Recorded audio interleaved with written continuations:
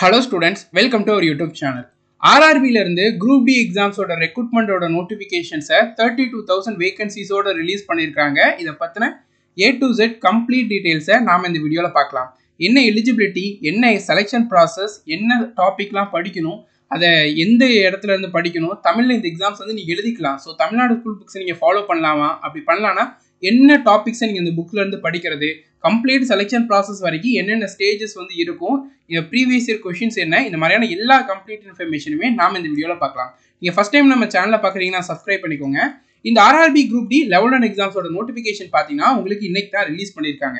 இந்த எக்ஸாம்ஸ்க்கு நீங்க அப்ளை பண்ற டேட் பார்த்தீங்கன்னா உங்களுக்கு 23rd வந்து உங்களுக்கு ஸ்டார்ட் ஆகுது. அதுல இருந்து 22nd வரைக்கும் நீங்க அப்ளை பண்ணிக்கிட முடியும். ஃபெப் வரைக்கும் கரெக்டா ஒரு 1 மந்த் டைம் பீரியட் தந்திருக்காங்க. இந்த 1 மந்த் டைம் பீரியட்ல பாத்தீங்கன்னா நீங்க ஆன்லைன் மூலமா RRBயோட அஃபிஷியல் வெப்சைட்ல இந்த எக்ஸாம்ஸ்க்கு நீங்க இந்த அப்ளை பண்ணணும். இந்த எக்ஸாம்ஸ் எப்ப கண்டக்ட் பண்ணுவோன்ற அந்த எக்ஸாம் டேட்டை பாத்தீங்கன்னா இன்னும் RRB அஃபிஷியலா சொல்லல. டைம்ன்றது இருக்கு. ஸோ அதனால நீங்க இப்ப படிக்க ஆரம்பிச்சாலும் இந்த எக்ஸாம்ஸை உங்களால கிளியர் பண்ண முடியும். இந்த எக்ஸாம்ஸ்க்கு அப்ளை பண்ண கடைசி டேட்டுங்கிறது February 22. அது வரைக்கும் நீங்க அப்ளை பண்ணலாம். அப்ளை பண்றப்போ ஏதாவது ஒரு மிஸ்டேக் நீங்க பண்ணிருக்கீங்கன்னா February 25ல இருந்து March 6ஆம் தேதி வரைக்கும் ஒரு டைம் பீரியட் தருவாங்க. இந்த டைம் பீரியட்ல நீங்க அப்ளை பண்ணப்போ பண்ண மிஸ்டேக்ஸ், போட்டோஸ் சேஞ்ச் பண்றது, இல்ல டீடைல்ஸ் எடிட் பண்றது, அதெல்லாம் இந்த டேட்ஸ்ல உங்களால பண்ணிக்கிட முடியும். இந்த எக்ஸாம்ஸ்ல மொத்தம் 32,438 வேகன்சிஸ் இருக்கு டோட்டலா. இது ஆல் இந்தியா மொத்தமும் சேர்த்து இவ்வளவு வேகன்சிஸ்ங்கிறது இருக்கு. தமிழ்நாடு அதாவது சென்னைக்குன்றத பாத்தீங்கன்னா உங்களுக்கு தனியான வேகன்சிஸ் உண்டு. சென்னையோட வேகன்சி பாத்தீங்கன்னா இதுல 2694 வேகன்சி சென்னை வேகன்சியா இருக்கு. இது ஒவ்வொரு ஜோனுக்கும் தனித்தனி வேகன்சிஸ்ன்றது உண்டு. நீங்க எந்த ஜோனுக்குனாலும் அப்ளை பண்ணலாம். ஆனா ஒரு ஜோனுக்கு மட்டும் தான் நீங்க அப்ளை பண்ண முடியும். நீங்க சென்னை ஜோனுக்கு அப்ளை பண்றீங்கன்னா உங்களுக்கு இந்த வேகன்சிஸ் இருக்கும். ஸோ இதுல மொத்தம் 14 போஸ்ட்ன்றது இருக்கு. நீங்க இந்த 14 போஸ்ட்டுக்குமே ஒரே அப்ளிகேஷன் தான். அப்ளை பண்றப்போ நீங்க வந்து ப்ரிஃபரன்ஸ் ஆர்டர் கொடுக்கணும். எனக்கு இப்போ வந்து பாயிண்ட்ஸ்மேன் தான் வேணும்னா ஃபர்ஸ்ட் பாக்ஸ்ல நீங்க பாயிண்ட்ஸ்மேன் கொடுக்கணும். இப்போ ரெண்டாவது வந்து எனக்கு வந்து அசிஸ்டன்ட் லோகோ ஷெட் அது கிடைக்கணும் வேணும்னா அந்த போஸ்ட்டை அடுத்தது கொடுக்கணும். இந்த மாதிரி 14 போஸ்ட்டுமே ஒரு கரெக்டான ஆர்டரில் நீங்கள் போட்டு கொடுக்கணும். உங்களுக்கு எது ரொம்ப இன்ட்ரெஸ்ட் இருக்கும். ஸோ இதை பேஸ் பண்ணி ஒவ்வொன்றுக்கும் தனி கட் ஆஃப்ன்றது வைப்பாங்க ஃபைனலாக. அதில் எதை நீங்கள் குவாலிஃபை பண்ணுறீங்களோ அந்த போஸ்ட்டும் உங்களுக்கு கிடைக்கும். ஸோ தமிழ்நாடுக்கு வேகன்சி 2694. இது பல்க் வேகன்சிஸ் கிடையாது. இருந்தாலும் ரொம்ப நாள் கழிச்சு இந்த எக்ஸாம்ஸ் வந்திருக்கு. இந்த எக்ஸாம்ஸை கட்டாயமாக ட்ரை பண்ணுங்க. ஏஜ் லிமிட் பார்த்தீங்கன்னா 18ல இருந்து 36 வயசுக்குள்ள உங்களுக்கு இருக்கு. இந்த டேட்ல கால்குலேட் பண்றப்போ உங்க ஏஜ் இது பெட்வீன் இருக்குன்னா நீங்க இந்த எக்ஸாம்ஸ்க்கு எலிஜிபிள் தான். ஸோ இந்த எக்ஸாம்ஸ்ல பார்த்தீங்கன்னா எஜுகேஷன் குவாலிஃபிகேஷனுங்கிறது நீங்க 10th பாஸ் பண்ணியிருந்தா போதும், இல்லைன்னா ITI முடிச்சிருந்தா போதும், இல்லைன்னா இதுக்கு ஈக்குவலண்ட் ஏதாவது படிச்சிருந்தாலோ, இல்லை நேஷனல் அப்ரெண்டிஸ்ஷிப் சர்டிஃபிகேட் வச்சிருந்தாலோ நீங்க இந்த எக்ஸாம்ஸ்க்கு எலிஜிபிள் தான். ஸோ இந்த எல்லா எக்ஸாம்ஸ்லையுமே பார்த்தீங்கன்னா உங்களுக்கு மெடிக்கலுங்கிறது பெரிய டிஃபிகல்ட்டி இருக்காது. ஸ்பெக்ஸ் போட்டிருக்கவங்களும் இந்த எக்ஸாம்ஸ்க்கு எலிஜிபிள் தான். ஓகேவா? ஸோ அடுத்தது பார்த்தீங்கன்னா இந்த எக்ஸாம்ஸினுடைய ஏஜ் லிமிட் பார்த்துலாம். யூஸ்வலாக 18 to 33 இயர்ஸ் தான் கொடுப்பாங்க. ஆனால் இந்த டைம் கோவிட்ங்கிறதுனால உங்களுக்கு 18 to 36 இயர்ஸாக வந்து கன்வெர்ட் பண்ணியிருக்காங்க. ரொம்ப நாள் எக்ஸாம்ஸ் கண்டக்ட் பண்ணாததுங்கிறதுனால. இதில் OBC கேண்டிடேட்டுக்கு 3 இயர்ஸ் ஏஜ் ரிலாக்ஸேஷன் உண்டு. அதாவது 18 to 39 இயர்ஸ் வரைக்கும் OBC கேண்டிடேட் எலிஜிபிள். SC/ST கேண்டிடேட்டுக்கு பார்த்தீங்கன்னா 5 வருஷம் ஏஜ் ரிலாக்ஸேஷன் உண்டு. 18 to 41 இயர்ஸ் வரைக்கும் SC/ST கேண்டிடேட் எலிஜிபிள். அடுத்தது எக்ஸ் சர்வீஸ் மேனுக்காக இருக்கட்டும், PWட்டாக இருக்கட்டும், ஆல்ரெடி சென்ட்ரல் கவர்மெண்ட் ஒர்க் பண்ணிட்டு இருக்கவங்களுக்காக இருக்கட்டும், ரயில்வே ஸ்டாஃப்ஸ்க்காக இருக்கட்டும், அவங்களுக்குன்னு தனித்தனியான ஏஜ் ரிலாக்ஸேஷனுங்கிறது உண்டு. இதில் நீங்கள் வந்து தெரிஞ்சுக்கிட முடியும். ஸோ அடுத்தது பார்த்தீங்கன்னா அப்பர் ஏஜ் லிமிட். அதாவது இப்போ நீங்கள் ஜென்ரல் OBC EWS கேண்டிடேட்டாக இருக்கீங்கன்னா நீங்கள் இந்த டேட்டுக்கு அப்புறம் பிறந்தவங்களா இருக்கணும், இந்த டேட்டுக்கு முன்னாடி பிறந்தவங்களா இருக்கணும். அதாவது இன்பிட்வீன் இந்த டேட்டில் நீங்கள் பிறந்திருந்தீங்கன்னா நீங்கள் இந்த எக்ஸாம்ஸ்க்கு எலிஜிபிள். ஓகேவா? OBC கேண்டிடேட்டா இருக்கீங்க, நான் கிரீமி லேயரா இருக்கீங்கன்னா நீங்க இந்த டேட்டுக்கு அப்புறம் பிறந்தவங்களா இருக்கணும், இந்த டேட்டுக்கு முன்னாடி பிறந்தவங்களா இருக்கணும். அப்படி இருந்தீங்கன்னா எலிஜிபிள்.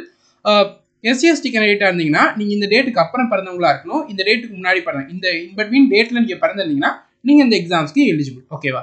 ஸோ இந்த எக்ஸாம்ஸினுடைய மெடிக்கல் நம்ம பார்க்கலாம். ஆக்சுவலாக இந்த எக்ஸாம்ஸ்ல எல்லா போஸ்ட்டுக்குமே பார்த்தீங்கன்னா B1 C1ங்கிற மாதிரியான இது மெடிக்கலுங்கிறது தான் உண்டு. ஸோ இதில் பார்த்தீங்கன்னா உங்களுக்கு தெரியும், ஒரு சில போஸ்ட்டுக்கு பார்த்தீங்கன்னா B1 இருக்கும், ஒரு சில போஸ்ட்டுக்கு பார்த்தீங்கன்னா C1 இருக்கும். ஸோ இது அந்த மெடிக்கலோடைய அந்த கேட்டகரியை வந்து ஸ்பெசிஃபை பண்ணுறது. B1ன்றத பார்த்தீங்கன்னா உங்களுக்கு ஸ்பெக்ஸ் வித்தவுட் ஸ்பெக்ஸ் ரெண்டுமே அலவுடு தான். ஓகேவா?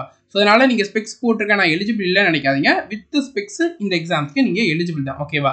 ஸோ அடுத்த colour vision, binocular vision, night vision, mesopic vision, இதெல்லாம் வந்து நீங்கள் குவாலிஃபை பண்ணி ஆகணும். இதற்கான டெஸ்ட் எல்லாம் வந்து உங்களுக்கு வந்து வச்சிருப்பாங்க. ஓகேவா? அடுத்தது இந்த எக்ஸாம்ஸினுடைய ஒவ்வொரு செலெக்ஷன் ப்ராசஸ் பார்க்கலாம். மொத்தம் இந்த எக்ஸாம்ஸ்ல 4 செலெக்ஷன் ப்ராசஸ் உண்டு. First computer based exam conduct பண்ணுவாங்க. அதை யார் குவாலிஃபை பண்றாங்களோ அவங்க ஃபிசிக்கல் எஃபிஷியன்சி டெஸ்ட்டுக்கு கூட்டிகிட்டு போவாங்க. அதை யார் குவாலிஃபை பண்ணுறாங்களோ அவங்க டிவி போவாங்க. அதுக்கப்புறம் மெடிக்கல்ன்றது நடக்கும். கம்ப்யூட்டர் பேஸ்ட் எக்ஸாம் முடிஞ்சோன்னு ஒரு கட் ஆஃப் வைப்பாங்க. அது யார் குவாலிஃபை பண்ணுறாங்களோ அவங்க தான் ஃபிசிக்கலுக்கு வந்து போவாங்க. அதுக்கப்புறம் ஒரு கட் ஆஃப் வைப்பாங்க. அதை யார் குவாலிஃபை பண்ணுறாங்களோ அவங்க தான் டிவி அண்ட் மெடிக்கலுக்கு வந்து குவாலிஃபை வந்து பண்ணுவாங்க. ஸோ இதில் கம்ப்யூட்டர் பேஸ்ட் எக்ஸாம்ஸில் பார்த்தீங்கன்னா உங்களுக்கு 4 சப்ஜெக்ட் உண்டு. Science, maths, reasoning and general awareness and current affairs. So ஒவ்வொரு சப்ஜெக்ட்லையுமே பார்த்தீங்கன்னா ஒரு set of number of question கேட்பாங்க. ஒவ்வொரு கொஷினுக்கும் ஒரு மார்க் அலாட் பண்ணுவாங்க. டோட்டலாக 100 கொஷின், 100 மார்க்குக்கு பார்த்தீங்கன்னா இந்த எக்ஸாம் நடக்கும். 1.5 மணி நேரம் பார்த்தீங்கன்னா இந்த எக்ஸாம் 90 மினிட் நடக்கும். 1.5 மணி நேரம் நடக்கும். இந்த எக்ஸாம்ஸில் நெகட்டிவ் மார்க் உண்டு. 1/3 மார்க் பார்த்தீங்கன்னா நெகட்டிவ் மார்க்காக போகும். இந்த எக்ஸாம்ஸை நீங்கள் தமிழ்லையும் எழுதிக்கிட முடியும். இந்த எக்ஸாம்ஸோடைய சிலபஸ்ங்கிறது பார்த்தீங்கன்னா இந்த டாபிக்ஸ் தான். ஓகேவா? ஸோ இந்த டாபிக்ஸ் எல்லாம் பார்த்தீங்கன்னா நீங்கள் தமிழ்நாடு ஸ்கூல் புக்ஸ்ல இருந்தே கவர் பண்ணிக்கிட முடியும். இந்த டாபிக்ஸ் எல்லாமே நோட் பண்ணிக்கிட்டு அந்த டாபிக்ஸ் தமிழ்நாடுடைய 9th 10th அந்த புக்ஸ்ல இருந்து நீங்கள் கவர் பண்ணிக்கலாம். வித் ப்ரீவியஸ் இயர் கொஷினோட சேர்த்து படிக்கிறப்போ உங்களால் அந்த புக்ஸை வச்சு தமிழ் மீடியத்திலே உங்களால் இந்த எக்ஸாம்ஸ்க்கு கம்ப்ளீட்டாக ரெடி ஆகிட முடியும். ஜென்ரல் இன்டெலிஜென்ஸ் அண்ட் ரீசனிங்கில் இந்த டாபிக்லாம் வந்து கேட்பாங்க. அடுத்தது பார்த்தீங்கன்னா ஜென்ரல் சயின்ஸை பொறுத்த வரைக்கும் ஜென்ரலாக ஃபிசிக்ஸ், கெமிஸ்ட்ரி, பயாலஜின்னு சொல்லியிருக்காங்களா, இது 10th ஸ்டாண்டர்ட் அளவுக்கு கேட்பாங்க. நீங்கள் 9th and 10th Tamil Nadu science புக்ஸை நீங்கள் படிச்சுக்கிட்டாலே போதும். அதில் என்ன டாபிக்ஸ் கொடுத்துருக்காங்களோ அதை ரெஃபர் பண்ணிக்கிட்டாலே போதும். வித் ப்ரீவியஸ் இயர் கொஷின்ஸோட, குரூப் டியோட ப்ரீவியஸ் இயர் கொஷின்ஸோட உங்களால் இந்த டாபிக்ஸில் கேட்கக்கூடிய கொஷின்ஸை ஆன்சர் பண்ணலாம். ஜென்ரல் அவேர்னஸ் அண்ட் கரண்ட் அஃபேர்ஸை பொறுத்த வரைக்கும் science, technology, mostly current affairs ரிலேட்டடான கொஷின்ஸ் தான் இந்த பர்டிகுலர் டாபிக்லன்றது கேட்பாங்க. பாலிட்டிலேருந்து, ஹிஸ்ட்ரியிலேருந்து இந்த மாதிரி கேட்பாங்க. மோஸ்ட்லி கரண்ட் அஃபேர்ஸ் ரிலேட்டடாக கொஷின் இந்த பர்டிகுலர் டாப்பிக்கில் கேட்பாங்க. நீங்கள் தமிழ்நாடு ஸ்கூல் புக்ஸே வந்து ப்ரிஃபரும் பண்ணிக்கலாம். ஸோ யாரெல்லாம் இந்த கம்ப்யூட்டர் பேஸ்ட் எக்ஸாம் முடிஞ்சதுக்கப்புறம் ஒரு கட் ஆஃப் வைப்பாங்க, அதை யார் குவாலிஃபை பண்ணுறாங்களோ அவங்க தான் ஃபிசிக்கலுக்கு போவாங்க. ஃபிசிக்கலில் பார்த்தீங்கன்னா மெயில் அண்ட் ஃபீமேல், ஃபீமேலுமே இந்த எக்ஸாம்ஸ்க்கு எலிஜிபிள் தான். ஸோ மெயிலுக்கான ஃபிசிக்கல் பார்த்தீங்கன்னா 35 கிலோகிராம் இருக்கக்கூடிய ஒரு வெயிட்டை தூக்கிட்டு ஒரு 100 மீட்டர்ஸை 2 மினிட்ல வந்து கிராஸ் பண்ணி ஆகணும். இது ஒரு ஃபிசிக்கல். அதுக்கப்புறம் பார்த்தீங்கன்னா 100 மீட்டர் அந்த டிஸ்டன்ஸை பார்த்தீங்கன்னா ஓடி 4 நிமிஷம் 15 செகண்ட்ல கிராஸ் பண்ணணும். எல்லாத்துக்குமே பார்த்தீங்கன்னா 1 சான்ஸ் தான். ஓகேவா? ஃபீமேலுக்கு பார்த்தீங்கன்னா 20 kg வெயிட்டை தூக்கிட்டு 100 மீட்டர்ஸை 2 மினிட்ல கிராஸ் பண்ணி ஆகணும். 100 மீட்டர் ரேஸை பார்த்தீங்கன்னா 5 minute 40 செகண்ட்ஸில் வந்து கிராஸ் பண்ணி ஆகணும். இவ்வளவுதான் வந்து ஃபிசிக்கல். ஓகேவா?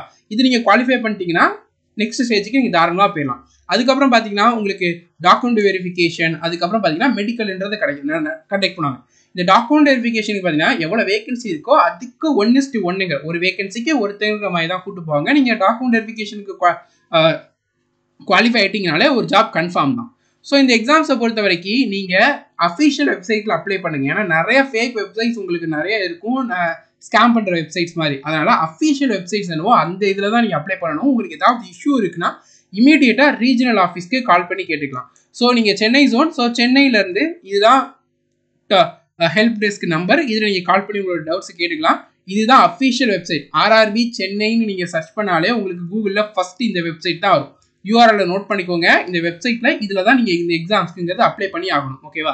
இது நான் வேறு ஜோனுக்கு அப்ளை பண்ண போகிறேன், வேறு ஜோனில் நல்ல வேகன்சிஸ் இருக்குன்னா அந்த ஜோனுடைய ரீஜனல் வெப்சைட்ஸ் இதுவோ அதில் நீங்கள் அப்ளை பண்ணிக்கோங்க. ஸோ இந்த எக்ஸாம்ஸ்க்கு பார்த்தீங்கன்னா ஃபீஸுங்கிறது 500 rupees பே பண்ணி ஆகணும். இந்த 500 rupees ஃபீஸில் பார்த்தீங்கன்னா 400 rupees பார்த்தீங்கன்னா ரீஃபண்ட் பண்ணிடுவாங்க. கம்ப்யூட்டர் பேஸ்ட் எக்ஸாம் யாரெல்லாம் எழுதியிருக்காங்களோ எழுதி முடிச்சதுக்கு அப்புறமா எந்த கேட்டகரிலாம் 500 rupees வந்து பே பண்ணி ஆகணும்னா general candidate, OBC candidate, EWS candidate, இந்த 3 கேட்டகரியோட மெயில் கேண்டிடேட் தான் 500 rupees பே பண்ணி ஆகணும். எக்ஸாம் முடிஞ்சோன்னா 400 ரிட்டர்ன் பண்ணிடுவாங்க. PWD candidate male and female எல்லா கேட்டகரியோட female candidate, transgender, ex serviceman, SC ST, minorities, economically backward, EBC இவங்க எல்லாம் 500 பே பண்ண வேண்டாம், 250 பே பண்ணால் போதும். அந்த 250மே பார்த்தீங்கன்னா பேங்க் சார்ஜஸ் போக மற்றதை உங்களுக்கு ரீஃபண்டுங்கிறத பண்ணிடுவாங்க. இந்த எக்ஸாம்ஸோடைய சிலபஸ் என்னன்றதை நம்ம பார்த்தோம் ஆல்ரெடி. இந்த எக்ஸாம்ஸோட பிஒய்க்யூஸ் என்னன்றதை பார்த்தலாம். ஸோ இதெல்லாம் அந்த டாப்பிக்கோடைய சிலபஸ், நம்ம எத்தனை நம்பர் ஆஃப் கொஸ்டின் கேட்டிருப்பாங்கன்றதை இந்த இடத்துல உங்களுக்கு வந்து மென்ஷன் வந்து பண்ணியிருக்கோம். ஸோ இதான் இந்த ஆர்ஆர்பி குரூப் டி எக்ஸாம் லாஸ்ட்டாக கண்டக்ட் பண்ண எக்ஸாம்ஸினுடைய கொஷின் பேப்பர். இந்த கொஷின் பேப்பர் நம்ம டெலிகிராம் சேனலில் உங்களுக்கு நம்ம அப்லோட் பண்ணுறோம். டிஸ்கிரிப்ஷனில் லிங்க் இருக்குது, அதில் ஜாயின் பண்ணி இந்த கொஷின் பேப்பர்ஸை டவுன்லோட் பண்ணி என்னென்ன டாப்பிக்ல இருந்து என்னென்ன மாதிரியான கொஷின்ஸை கேட்டிருக்காங்கன்றது உங்களால் தெரிஞ்சுக்கிட முடியும். ஸோ இதெல்லாம் தமிழ்நாடு ஸ்கூல் புக்ஸ்லேயே உங்களுக்கு 9th and 10th ஸ்கூல் புக்ஸ்லேயே இதெல்லாம் கிளியராக கொடுத்துருப்பாங்க. ரியாக்டிவிட்டி எப்படி இருக்கும், என்ன ஆர்டரில் டிக்ரீஸ் ஆகும், பீரியாடிக் டேபிளில் மென்ஷன் பண்ணியிருப்பாங்க. ஸோ இது எல்லாமே பார்த்தீங்கன்னா நீங்கள் அதுலேருந்து தெரிஞ்சுக்கிட முடியும். ஓகேவா? அடுத்து கரண்ட் அஃபேர்ஸ் ரிலேட்டடான கொஷின்ஸு. ஸோ குரூப்ல 16th இது எல்லாமே பீரியாடிக் டேபிள்ங்கிற டாபிக்ல உங்களுக்கு ஸ்கூல் புக்ஸ்ல இருக்கும். அதை நீங்க படிச்சுக்கிட்டாலே தமிழ் மீடியத்தில் படிச்சு உங்களால் இந்த எக்ஸாம்ஸை கிளியர் பண்ணிட முடியும். பாலிட்டி ரிலேட்டடான கொஷின்ஸை, பாலிட்டிங்கிற பர்டிகுலர் டாபிக்ஸை நீங்க படிக்கணும். மோஸ்ட்லி அந்த வந்து ஸ்கூல் புக்ஸில் சிவிக்ஸ்ன்னு இருக்கும், அதுல இருந்து நீங்கள் கவர் பண்ணிக்கிட முடியும். ஓகேவா? ஸோ இதான் இந்த எக்ஸாம்ஸினுடைய கம்ப்ளீட் இன்ஃபர்மேஷன் நம்ம ஷேர் பண்ணியிருக்கோம். ஹோப் உங்களுக்கு இதில் எல்லா டவுட்டுமே கிளியராக இருக்கும் நம்புறோம். ஸ்டில் உங்களுக்கு ஏதாவது டவுட் இருந்துச்சுன்னா கட்டாயமாக கமெண்ட் செக்ஷனில் கேளுங்க. டிஸ்கிரிப்ஷன் நம்மளுடைய மெயில் ஐடி இருக்குது, அதில் உங்களுடைய டவுட்ஸை வந்து நீங்கள் கேட்டுக்கிட முடியும். Thank you students and all the best.